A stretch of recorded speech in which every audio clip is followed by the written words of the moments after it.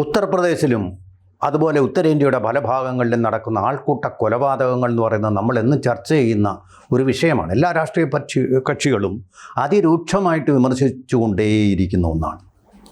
പക്ഷേ ഈ കേരളത്തിൽ നമ്മൾ അങ്ങോട്ട് വിരൽ ചൂണ്ടുമ്പോൾ നമ്മുടെ രണ്ട് വിരലുകൾ ഇങ്ങോട്ട് ചൂണ്ടേണ്ടതായിട്ടുണ്ട്.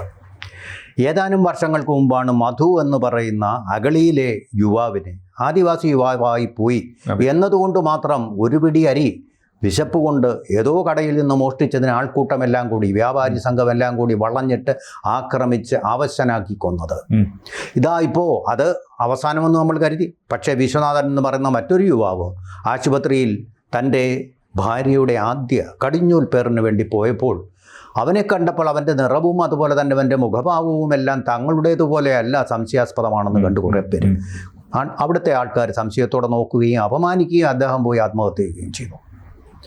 തീർന്നില്ല, തുടരുമെന്നറിയിച്ചുകൊണ്ട് ഇതാ വീണ്ടും പാലക്കാട് ജില്ലയിൽ തന്നെ അട്ടക്കുളം പള്ളം എന്നുള്ള സ്ഥലത്ത് അവിടെ നാരായണൻ വയ്യാർ എന്ന് പറയുന്ന ഒരാളിനെ സംശയാസ്പദമായ സാഹചര്യത്തിൽ കണ്ടു എന്നതിൻ്റെ പേരിൽ തൊഴിലാളി വർഗത്തിൻ്റെ തന്നെ ആൾക്കാരായ തൊഴിലുറപ്പ് തൊഴിലാളികൾ അവിടെയുള്ള യുവാക്കളോട് റിപ്പോർട്ട് ചെയ്ത് ഇവനെ സൂക്ഷിക്കണം.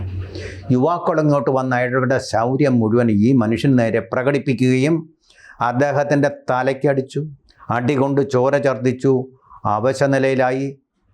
4 മണിക്കൂർ ചോര വാർന്ന ചോര വായിൽ നിന്ന് പോയിക്കൊണ്ടിരുന്ന ആ നിലയിൽ അവിടെ കിടന്ന അവശനായിട്ട് ഈ നാരായണൻ വയ്യാർ എന്ന് പറയുന്ന അതിഥി തൊഴിലാളി, അതിഥിയെ നമ്മളിങ്ങനെയാണ് സൽക്കരിച്ചത്. 4 മണിക്കൂറിന് ശേഷം പോലീസ് വന്ന് കൊണ്ടുപോകുന്ന വഴിക്ക് അദ്ദേഹം വേദനകളില്ലാത്ത ലോകത്തേക്ക് വിട പറഞ്ഞു പോവുകയും ചെയ്തു. അപ്പോൾ നമ്മുടെ ഈ സമൂഹം എന്ന് പറയുന്ന അതിനെതിരെ ആ കാലത്തൊക്കെ വലിയ പ്രതിഷേധമുണ്ടായി. ഇപ്പോഴും നമ്മുടെ സോഷ്യൽ സൈക്കോളജി എന്ന് പറയുന്നത് പാവപ്പെട്ടവരെ, ആരോഗ്യമില്ലാത്തവരെ, നിരക്ഷരരെ ഒക്കെ നമ്മുടെ സമൂഹത്തിൽ നിന്ന് ഇല്ലാതാക്കുന്ന, ഉന്മൂലനം ചെയ്യുന്ന, എലിമിനേറ്റ് ചെയ്യുന്ന ഒരു മനഃശാസ്ത്രവുമായിട്ട് വീണ്ടും അവരുടെ ഒരു ക്രൗഡ് സൈക്കോളജി അല്ലെങ്കിൽ മോബ് സൈക്കോളജി കാണിച്ചുകൊണ്ടേയിരിക്കുകയല്ലേ ചെയ്യുന്നത്. നമ്മുടെ നാട്ടിൽ പണ്ട് നമ്മൾ ഈ പുരാണകഥകളൊക്കെ വായിക്കുമ്പോൾ മുത്തശ്ശിമാർ പറഞ്ഞു തരും, ഈ ബാലി സുഗ്രീവ യുദ്ധം, അതിൽ ബാലിയുടെ കൈത്തരിപ്പ് തീർക്കാൻ വേണ്ടി കുറെ സപ്തസാലങ്ങൾ എന്ന് പറയുന്ന കുറെ വൃക്ഷങ്ങളുണ്ടായിരുന്നു, 7 വൃക്ഷങ്ങൾ. അത് ഈ ദേഷ്യം വരച്ചൊന്ന് പിടിച്ചു കുലുക്കുകയാണ് ബാലി ചെയ്തിരുന്നത്. എന്നപോലെ നമ്മുടെ നാട്ടിൽ ഈ കഞ്ചാവും അതേപോലെ ചില പ്രത്യയശാസ്ത്രങ്ങളൊക്കെ തലയിൽ കയറിയ ആൾക്കാർക്ക് അവരുടെ ഈ ഊർജം അനാവശ്യമായി അങ്ങനെ അവർ കൊണ്ടു നടക്കുന്ന കുറെ ഊർജങ്ങളുണ്ട്. സമൂഹത്തോട് തന്നെയാണ് അത് കാണിക്കുന്നത്. അത് നിർധനര്, അതേപോലെ തന്നെ പ്രതികരണശേഷി ഇല്ലാത്തവര്, പിന്നെ തിണ്ണമെടുക്ക് കാണിക്കാമല്ലോ, അന്യസംസ്ഥാന തൊഴിലാളികളാകുമ്പോൾ ധൈര്യമായിട്ട് കാണിക്കാം. നമ്മൾ ഈ അതിഥി എന്നൊക്കെ പറയുന്നതിന്റെ പൊളിറ്റിക്സ് വെച്ച് പറയുന്നതാണ്. ആക്ച്വലി ഇവർ അന്യര് തന്നെയാണ്. അപ്പോൾ അന്യരുടെ കഴുത്തേക്ക് കയറുന്നു. പിന്നെ എന്തുകൊണ്ട് മധുവിനെ തിരഞ്ഞെടുത്ത് നോക്കിയിട്ടുണ്ടെങ്കിൽ മധുവിനെ കാണുമ്പോഴേ അറിയാം. ഞാനൊന്ന് ഇടപെട്ടുകൊണ്ട് ഞാനൊന്ന് ചോദിച്ചു കൊള്ളട്ടെ, അങ്ങനെയാണെങ്കിൽ ഇവർ ഈ കാണിക്കുന്ന ഇതേ ശൗര്യം ഇപ്പോൾ അബുദാബി പോകുമ്പോൾ അവിടുത്തെ നാട്ടുകാർ നമ്മുടെ മലയാളികൾ ഉൾപ്പെടെയുള്ള ഇന്ത്യക്കാരോട് കാണിക്കേണ്ടതല്ലേ? ഓസ്ട്രേലിയയിൽ പോകുമ്പോൾ കാണിക്കേണ്ടതല്ലേ? അമേരിക്കയിൽ പോകുമ്പോൾ കാണിക്കേണ്ടതല്ലേ? കുറച്ചൊക്കെ കാണിക്കുന്നുമുണ്ട്. അപ്പം നമ്മൾ അന്നേരം പ്രതിഷേധിച്ചിട്ട് കാര്യമുണ്ടോ? ഇത് സമാനമായ കാര്യങ്ങൾ ഓസ്ട്രേലിയയിൽ നടന്നാലും കേരളത്തിൽ നടന്നാലും മനസാക്ഷിയുള്ളവർ അതിനോട് പ്രതികരിക്കും. പക്ഷേ നമ്മൾക്കതിന് ധാർമ്മികമായ ഒരു സ്ഥാനം അല്ലെങ്കിൽ അധികാരം വേണമെങ്കിൽ നമ്മൾ മാന്യന്മാരായിരിക്കണം സാമൂഹ്യമായിട്ട്. അതല്ല എന്നുള്ളതാണ് ഇത്തരം കാര്യങ്ങൾ തെളിയിക്കുന്നത്. പിന്നെ ഇനി അവനോടൊപ്പം ആരൊക്കെ ഉണ്ടാകും? ആരും ഉണ്ടാകില്ല. മധുവിനോടൊപ്പം ആരെങ്കിലും ഉണ്ടായിരുന്നോ? ഇല്ല. മധുവിന്റെ പ്രോസിക്യൂട്ടറെ മാറ്റണമെന്നും പറഞ്ഞ് മധുവിന്റെ അമ്മ നടന്നിട്ട് സർക്കാരിന് മധുവിന്റെ കേസ് വാദിക്കാൻ പണമില്ല എന്ന് പറഞ്ഞ സംസ്ഥാനമാണിത്. അത് നമ്മൾക്ക് അറിയാവുന്നതാണ്. അപ്പൊ അതായത് ലൈം ലൈറ്റിൽ നിൽക്കുന്ന ആൾക്കാരോടൊപ്പം എല്ലാവരും ഉണ്ട്. ഇപ്പൊ ഇവിടെ ഇന്നത്തെ പത്രം സാർ വായിച്ചല്ലോ, ഈ ന്യൂസ് എഴുതിയിരിക്കുന്ന ഒരു പത്രത്തിലും പ്രതികളുടെ പേരില്ല.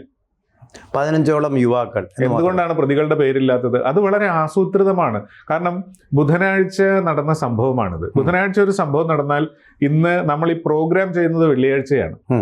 പോലീസ് സ്റ്റേഷനുമായിട്ട് ബന്ധപ്പെട്ടാൽ ഈ പ്രതികളുടെ പേര് കിട്ടാനായിട്ട് എന്താ പ്രയാസം? അതിൽ പ്രായപൂർത്തിയാകാത്ത ആൾക്കാരും ഇല്ല.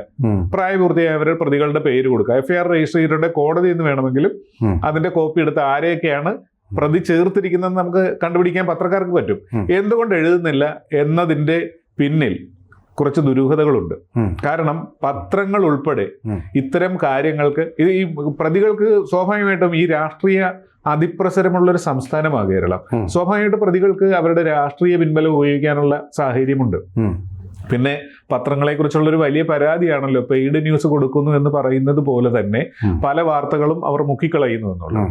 അപ്പൊ പ്രതികളുടെ പേര് അവർ തൽക്കാലം മുക്കിയാലുള്ള ഗുണമെന്ന് പറയുന്നത് ഇല്ലേ, കണ്ണൂരൊക്കെ അക്രമം നടക്കുമ്പോഴേ പ്രതികളുടെ പേരുകൾ പാർട്ടിക്കാരാ കൊടുക്കുന്നത്.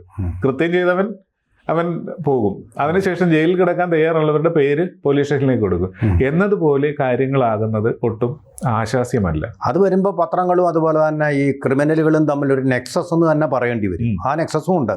അതുകൊണ്ടാണ് ഇത് വീണ്ടും വീണ്ടും ആവർത്തിച്ചുകൊണ്ടേയിരിക്കുന്നത്. ഇവിടെ മാഷ് പ്രധാനപ്പെട്ട ഒരു കാര്യം പറഞ്ഞു. ഒരു പ്രോസിക്യൂട്ടറെ മാറ്റി കിട്ടാൻ വേണ്ടി മധുവിൻ്റെ പെറ്റമ്മ അനുഭവിച്ച വ്യഥകൾ ആരും ഉണ്ടായില്ല അവർ സപ്പോർട്ട് ചെയ്യാൻ വേണ്ടിയിട്ട്. ഇപ്പോൾ ഒരു പത്രത്തിലും വലിയ സെൻസേഷണൽ വാർത്തയായിട്ട് വന്നില്ല, ഒരു ചാനലും അന്തി ചർച്ച ചെയ്തില്ല. ഇതിപ്പോൾ നോക്കൂ, അതിജീവിതയുടെ കാര്യത്തിൽ പ്രോസിക്യൂട്ടർ മാറി എന്നുള്ളത് എത്ര വലിയൊരു വാർത്തയും സെൻസേഷനുമാക്കുന്നു നോക്കൂ. അപ്പോൾ ആളിൻ്റെ പദവി നോക്കിയാണ് ഈ ആള്, ഈ മധു എന്ന് പറയുന്ന ആളൊരു സിനിമാ നടനല്ലാത്തത് കൊണ്ട്, ആ ഗ്ലാമറിൻ്റെ പരിവേഷം ഇല്ലാത്തത് കൊണ്ട് നമ്മുടെ മാധ്യമങ്ങളും അദ്ദേഹത്തെ തിരസ്കരിച്ചു, തമസ്കരിച്ചു. അതല്ലേ വാസ്തവം? അതിൻ്റെ വാസ്തവം അതല്ലേ? നോക്കൂ, നിങ്ങളൊരു സെൻസേഷൻ ഉണ്ടാക്കുന്ന നടിയാണെന്നുണ്ടെങ്കിൽ ആ കേസിന് എന്തൊരു പ്രാധാന്യം. മധുവിൻ്റെ അമ്മയും സിനിമാ നടിയല്ലായിരുന്നു. അതുകൊണ്ട് അവരെ അഗണ്യ കോടിയിലേക്ക് തള്ളിക്കൊണ്ട് വീരവിപ്ലവ ഗാഥകൾ രചിച്ചുകൊണ്ട് നടക്കുകയാണ് നമ്മുടെ സ്ത്രീപക്ഷവാദികൾ, അല്ലേ? അതെ, ആ ഒരു സാർ, നമ്മുടെ ഈ ആക്ടിവിസ്റ്റുകൾ എന്ന് പറയുന്നവരും നമ്മുടെ പൊതുസമൂഹവും നല്ല ഒന്നാം തരം ഹിപ്പോക്രാറ്റുകളാണ്.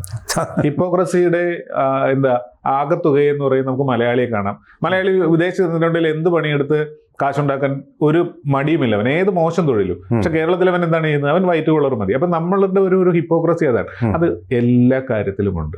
കുറ്റകൃത്യങ്ങളോട് പ്രതികരിക്കുന്ന കാര്യത്തിൽ, സാമൂഹ്യ പ്രതിബദ്ധതയുടെ കാര്യത്തിൽ, അതേപോലെ തന്നെ നമ്മൾ ആരുടെ കൂടെയാണ് നിൽക്കേണ്ടത്? ഒരു സിനിമാ താരം എന്ന് പറയുന്നത് എല്ലാവിധ സപ്പോർട്ടുമുള്ള ഒരാളാണ്. അവരുടെ കൂടെ അല്ല നമ്മൾ നിൽക്കേണ്ടത്. നമ്മൾ നിൽക്കേണ്ടത് ഇതേപോലുള്ള, അയാൾ ജീവിക്കാൻ വേണ്ടി ഇവിടെ വന്നൊരു മനുഷ്യനല്ലേ. ശബ്ദമില്ലാത്തവരുടെ ശബ്ദമാണ് നമ്മൾ, അല്ലേ? മധു എന്ന് പറയുന്ന അദ്ദേഹം ഭക്ഷണം വിശന്നിട്ട് ഒരു മാനസിക രോഗിയായ ഒരു മനുഷ്യനാണ്. നമ്മൾ ഈ ഭയങ്കര ചാരിറ്റിയെ കുറിച്ചൊക്കെ അങ്ങ് പറഞ്ഞ് വലുതാകുമല്ലോ, സമർത്ഥിക്കുമല്ലോ. എന്തേ മധു ഭക്ഷണം മോഷ്ടിച്ചുവെങ്കിൽ അയാൾ അരിയാണ് മോഷ്ടിച്ചെന്ന് തോന്നുന്നു. മോഷ്ടിച്ചു അരിയാണ്. നമുക്ക് ക്ഷമിക്കാവുന്ന ഒരു മനസ്ഥിതി എന്തുകൊണ്ട് വരുന്നില്ല? 1 കിലോ അരിക്ക് ഇപ്പൊ മധുവിനെ കൊല്ലുന്ന സമയത്ത് 20-30 രൂപയാണ് 1 കിലോ അരിക്കുള്ളത്. അയാൾ ഒരു ചാക്കരി ഒന്നും അയാൾക്ക് എടുത്തുകൊണ്ടുള്ള ശേഷി പോലും ഇല്ലെന്നത്. ഒരു പിടി ശോഷിച്ചൊരു മനുഷ്യനാണ്. അയാൾ കെട്ടിയിട്ട് തല്ലിയിട്ട് അയാളുടെ സെൽഫി എടുക്കുന്നു, വീഡിയോ എടുക്കുന്നു, സോഷ്യൽ മീഡിയയിൽ. വീണ്ടും ഒരു കാര്യം കൂടെ ഞാൻ ഓർമ്മപ്പെടുത്താം, കാർത്തിക്. അതായത് തൃശ്ശൂരിൽ വെച്ച് ഇതുപോലെ സമാനമായ സാഹചര്യത്തിൽ ഒരാളെ സംശയകരമായ സാഹചര്യത്തിൽ കണ്ടെന്നും പറഞ്ഞ് കുറേ ചെറുപ്പക്കാരും നാട്ടുകാരും കൂടി സിമെന്റ് പൈപ്പ്, ഇരുമ്പ് പൈപ്പ് ഉപയോഗിച്ച് അടിച്ചു കൊന്നു. ഇവരൊക്കെ ആരായി നിയമം കയ്യിലെടുക്കാൻ? ആരാണ്? ഇപ്പോൾ പറയൂ, അതിജീവിതയുടെ ശരീരത്തിൽ തൊടാൻ മറ്റൊരാൾക്ക് അവകാശമില്ലെന്ന് വളരെ ഘോഷമായിട്ട് പറയുന്നുണ്ടല്ലോ. അതിജീവിതയല്ല, അതിജീവന്റെ, ഒരു പുരുഷന്റെ ആണെങ്കിലും ശരീരത്തിൽ അവൻ്റെ അനുവാദമില്ലാതെ തൊടാൻ ആരെങ്കിലും അധികാരം കൊടുത്തിട്ടുണ്ടോ? ആരാണ് ഈ മധുവിനെ കൊല്ലാനും വേണ്ടിയിട്ടുള്ള അധികാരം കൊടുത്തത്? ആരാണ് ഈ നാരായണൻ വയ്യാറിനെ കൊല്ലാൻ വേണ്ടി അധികാരം കൊടുത്തത്? അത് അജ്ഞാതന്മാരായിട്ടുള്ള ആദിവാസികൾക്കെതിരെ, തൊഴിലാളികളുടെ ദേഹത്ത് തൊടാനുള്ള അധികാരം ഇവനൊക്കെ ആരാ കൊടുത്തിരിക്കുന്നത്? നമ്മുടെ സമൂഹത്തിന്റെ ഈ പൊതുധാർമ്മിക ബോധത്തിന്റെ ഇടിവാണ് ഇത്തരം കാര്യങ്ങളിലൂടെ വെളിവാകുന്നത്. ഒരു വ്യക്തിയെ കൊല്ലുവാൻ, അവനെ ചോദ്യം ചെയ്യുവാൻ ഇവിടെ ഈ സംസ്ഥാനത്ത് പോലീസ് സംവിധാനമുണ്ട്. പോലീസ് സംവിധാനത്തെ കുറിച്ച് നമുക്ക് ആക്ഷേപങ്ങൾ ഉണ്ടെങ്കിൽ പോലും അങ്ങനെ ഒരു സംവിധാനം നിലവിലുണ്ടല്ലോ. ആ പോലീസ് സ്റ്റേഷനിൽ വിളിച്ചു വരുത്തിയാൽ അവർ വരും, അല്ല എങ്കിൽ അവിടെ ഏൽപ്പിക്കാം. ഇവർക്ക് ഇവനെ കൊല്ലണമെന്നുള്ള ഒരു മനോഭാവം വരുന്നത് എന്തടിസ്ഥാനത്തിലാണ്? ഇത്രമാത്രം മനുഷ്യത്വം പറ്റിയ ഒരു സമൂഹത്തിലാണോ നമ്മൾ ജീവിക്കുന്നത്? എനിക്ക് അതിശയം തോന്നുന്ന കാര്യം വേറൊന്നുമല്ല, ഈ കൊല്ലുന്നതെല്ലാം ചെറുപ്പക്കാരെന്ന് പറയുമ്പോൾ സാധാരണ എല്ലായിടത്തും വിപ്ലവകരമായ മാതൃകകൾ കാണിക്കുന്ന ആൾക്കാരാണെങ്കിൽ നമ്മളുടെ ചെറുപ്പക്കാരുടെ മാതൃക വളരെ ഹിംസാത്മകമായിട്ട് മാറിയിരിക്കുകയാണ്. അതിനൊരു കാരണം കൂടിയുണ്ട്. ഈ പണ്ട് നമ്മൾ പറയുന്നൊരു വാചകമുണ്ട്, മള്ളൂർ ഗോവിന്ദപിള്ളയും 1000 രൂപയുണ്ടെങ്കിൽ എന്ന് പറഞ്ഞ പോലെ ഇന്ന് ചില രാഷ്ട്രീയ പാർട്ടികളുടെ പിൻബലവും നല്ലൊരു വക്കീലും ഒക്കെ ഉണ്ടെങ്കിൽ, വേണമെങ്കിൽ സാമുദായിക പിൻബലം ഉണ്ടെങ്കിൽ, മധുവിന്റെ കേസിൽ നമ്മളത് കണ്ടു. അതില് ഒരു പ്രത്യേകമായ മതവിഭാഗത്തിൻ്റെതായ സ്വാധീനം അതിലുണ്ട് എന്ന് പറഞ്ഞ് അതുകൊണ്ടാണ് സർക്കാർ അതിൽ വളരെ സ്ലോ പ്രോസസ്സിലേക്ക് പോകുന്നതെന്ന് പറഞ്ഞ ആക്ഷേപമുണ്ടായിരുന്നു. 7 വർഷം വീതമേ അവർക്ക് ശിക്ഷ കിട്ടിയുള്ളൂ. അതിനെതിരെ അപ്പീൽ പോകണമെന്ന് പറഞ്ഞ് അവർ പോയിട്ട് ആ അപ്പീലിന് പോലും സർക്കാർ വേണ്ടത്ര പരിഗണന കൊടുത്തില്ലെന്ന് ആക്ഷേപം. വേറൊരു ഫാക്ടറും കൂടെ ഉണ്ട്, നമ്മുടെ സമയം പോയതുകൊണ്ട് അതുകൂടെ ഞാൻ ചേർക്കാം. അതായത് ഈ പിന്നെ മോബ് സൈക്കോളജി എന്ന് പറഞ്ഞിട്ടുണ്ട്. അതായത് ഇപ്പോൾ നോക്കൂ, ഒരുത്തൻ കള്ളു കുടിച്ച് വഴി കിടന്ന് ആടുവാൻ ഇത്ര കരുത്തും തൻ്റെ ഇടവും കൊമ്പം മീശയും ഉണ്ടെങ്കിൽ ഈ ചെറുപ്പക്കാരിൽ ഓരോരുത്തരായിട്ട് പോയിട്ട് ഒറ്റ ഒരെണ്ണം അനങ്ങത്തില്ല. പേടിയാണ് അവനെ, അവൻ കയ്യൂക്കുള്ളവനാണ്. ഇത് ആരോഗ്യമില്ലാത്ത അവശ നിലയിലാണെന്ന് കണ്ടു. അതിൻ്റെ ധൈര്യമാണ്. ഒരു തരം തിണ്ണമിടക്കെന്ന് പറയും. നമ്മൾ ഒരു ഭീകരനാണ് അവിടെ മുംബൈയിൽ. എത്ര പേര് ജനങ്ങൾ തയ്യാറായി അവനെ കൈകാര്യം ചെയ്യാൻ വേണ്ടി എല്ലാവരും ഓടിക്കളയല്ലേ, പ്രാണനെ കൊണ്ട് പായുമല്ലേ. മോബ് ലിഞ്ചിങ് എന്ന് പറയുന്ന ആക്ച്വലി ആത്മവിശ്വാസമില്ലാത്ത, ധൈര്യമില്ലാത്ത ആൾക്കാരുടെ ഈ മനുഷ്യനോടുള്ള പകയുണ്ടല്ലോ. അതായത് മനുഷ്യനോട് സ്വാഭാവികമായിട്ട് മനുഷ്യന്റെ ഒരു മത്സര മനോഭാവമുണ്ട്. നനഞ്ഞ മണ്ണ് കുഴിച്ച ആളാകാൻ വേണ്ടി നടക്കുന്ന ഒരുതരം സാംസ്കാരികഹീനമായ ഒരു കാര്യമാണ്. പക്ഷെ ഇത് ഇങ്ങനെ ആവർത്തിക്കുക എന്ന് പറയുമ്പോൾ ഒരു കാര്യം പറയുക, ഇത് കേരളമാണ്, ഞങ്ങൾ മലയാളികളാണ്, പ്രബുദ്ധരാണ്, വിദ്യാസമ്പന്നരാണെന്ന സാധനമൊക്കെ ഒന്ന് മാറ്റി വെക്കുക. അതിനപ്പുറം നമ്മൾ ഇനിയും ഒരു സാംസ്കാരിക വിദ്യാഭ്യാസത്തിലേക്കും സാംസ്കാരിക നവോത്ഥാനത്തിലേക്കും, അത് ഈ സർക്കാർ പറയുന്ന പോലെയല്ല, നമ്മൾ പോകേണ്ടതുണ്ട്. ആദിവാസി നമ്മുടെ അടിസ്ഥാന വർഗമാണ്. അതെ, സിനിമാ നടികളായിട്ടുള്ളവരുടെ പിന്നാലെ മാത്രമല്ല, അവർക്ക് മാത്രമല്ല സ്ത്രീ അധികാരങ്ങളുള്ളത്. അതുപോലെ തന്നെ ആദിവാസി സ്ത്രീകൾക്കുണ്ട്. അവരുടെ മധുവിൻ്റെ അമ്മയ്ക്കുള്ളതുപോലെ തന്നെ അധികാരം മറ്റേതൊരു സിനിമാ നടിക്കായാലും ഉണ്ടാവും എന്നുള്ള ഒരു ബോധം നമുക്ക് വേണം.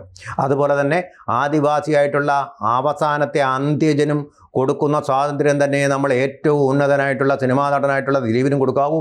അതാണ് ഇന്ത്യൻ ഭരണഘടന പറയുന്നത്. അപ്പോൾ മാത്രമാണ് നമ്മൾ മനുഷ്യരായിട്ടും നമ്മൾ ഈ കേരളത്തിൻ്റെ സംസ്കാരം എന്നൊക്കെ പറയുന്നത് ഉൾക്കൊള്ളുന്നവരായിട്ട് മാറുകയുള്ളൂ. എന്തായാലും ഇദ്ദേഹത്തിൻ്റെ കൂടെ ആരൊക്കെ ഉണ്ടാകുമെന്ന് നമുക്ക് നോക്കാം. അതാണല്ലോ ഇപ്പോഴത്തെ ട്രെൻഡ്. ആരും ഉണ്ടാവില്ല മാഷെ, ആരും ഉണ്ടാവില്ല. അദ്ദേഹത്തെ ചാരായണം ചൊവ്വയ്ക്ക് അവൻ്റെ ഒരു കാര്യം കൂടെ നമ്മളെ മനുഷ്യത്വം. അവനൊരു അമ്മയുണ്ട്, അവനൊരു അച്ഛനുണ്ട്. 35 വയസ്സ് കല്യാണം കഴിച്ചിട്ടുണ്ടോ സംശയം. അത്രയും പ്രായത്തിൽ അവനൊരു പെങ്ങളുണ്ടാവില്ലേ, മകളുണ്ടോന്ന് നമുക്കറിയില്ല. ഒരാൾ ജോലിക്ക് കേരളത്തിലേക്ക് വരുന്നു എന്ന് പറയുന്നത് എന്തെല്ലാം പ്രതീക്ഷകളോട്, അവിടെ മാർഗ്ഗമില്ലാത്തതുകൊണ്ടാണ് ഇങ്ങോട്ട് വന്നത്. അതെ, അവനെ കൊന്നിട്ട് ആ കുടുംബത്തെ അനാഥമാക്കിയിട്ട് ഇവനൊക്കെ എന്ത് നേടി? അതെ, മദ്യം കഴിക്കുന്ന ഇയാൾ മാത്രമേ കേരളത്തിലുള്ളൂ. കേരളത്തിൽ സർക്കാർ മദ്യം വിതരണം ചെയ്യുന്നു. അത് കഴിക്കാനായിട്ട് ആർക്കാണ് സ്വാതന്ത്ര്യമില്ലാത്തത്? വാങ്ങിച്ച് വഴി കിടക്കുന്ന എത്രയോ പേരെ നമ്മൾ മദ്യം കഴിക്കട്ടെ ചോദ്യം ചെയ്യാനോ അവരെ ആക്രമിക്കാനോ ഇവർക്കാരും അധികാരം കൊടുത്തു. MG റോഡിൽ നിന്ന് മൂത്രം ഒഴിക്കുന്ന, മദ്യപിച്ച് മതോന്മത്തനായി മയക്കുമരുന്നാണോ എന്ന് അറിയത് MG റോഡിൽ നിന്ന് മൂത്രം ഒഴിക്കുന്ന ആൾക്കാരെ ഞാൻ കണ്ടിട്ടുണ്ട്. എവിടെ നമ്മുടെ പോലീസ്, നമ്മുടെ രാഷ്ട്രീയ നേതാക്കൾ, എവിടെ യുവാക്കള്, ഒറ്റ യുവാവ് ചോദിക്കുന്നില്ല. സാറേ, നമ്മുടെ രാഷ്ട്രീയ നേതാക്കളും സിനിമാ താരങ്ങളും സാംസ്കാരിക രംഗത്തെ ഉന്നത മൂല്യങ്ങളെ കുറിച്ച് ഘോരഘോരം പ്രസംഗിക്കുന്നവരൊക്കെ മദ്യപിക്കുന്നവരാണ്. അത് അന്യസംസ്ഥാന തൊഴിലാളിയാണോ ആദിവാസിയാണോ, അവർക്ക് അതിനുള്ള സ്വാതന്ത്ര്യമുള്ള ഒരു ഭരണഘടനയുണ്ട് ഈ രാജ്യത്ത് ചോദ്യം ചെയ്യാൻ. പക്ഷെ അത് ഭരണഘടനാപരമല്ല ഈ അക്രമം എന്ന് പറയുന്നത്. കർശനമായ നടപടി സർക്കാർ എടുത്താൽ ഇതിന് എന്തെങ്കിലും മാറ്റമുണ്ടാകും. അതിന് പകരം ഇതിൽ രാഷ്ട്രീയം കുത്തി തിരുകാനാണ് പ്ലാനെങ്കിൽ ഇത് ആവർത്തിച്ചുകൊണ്ടേയിരിക്കും. ഓക്കെ. ABC ന്യൂസിനും മലയാളത്തിൽ മാത്രമല്ല സംസാരിക്കാൻ അറിയാവുന്നത്, പറയാൻ അറിയാവുന്നതും. അതിന് ഹിന്ദിയും കൂടി ഉണ്ട്. ഒരു ABC ഹിന്ദി ന്യൂസ് ചാനലുണ്ട്, ABC ഹിന്ദി ന്യൂസ്. അത് കാണുക. ദേശീയമായിട്ടുള്ള കാര്യങ്ങൾ അതിലൂടെ കൂടുതൽ ആഴത്തിൽ മനസ്സിലാക്കാൻ നിങ്ങൾക്ക് സാധിക്കും. ABC Hindi news. കൂടുതൽ വാർത്തകളും വിശേഷങ്ങളും നിങ്ങളിലേക്ക് എത്താൻ ABC മലയാളം സബ്സ്ക്രൈബ് ചെയ്യുക, ബെൽ ബട്ടണും അമർത്തുക.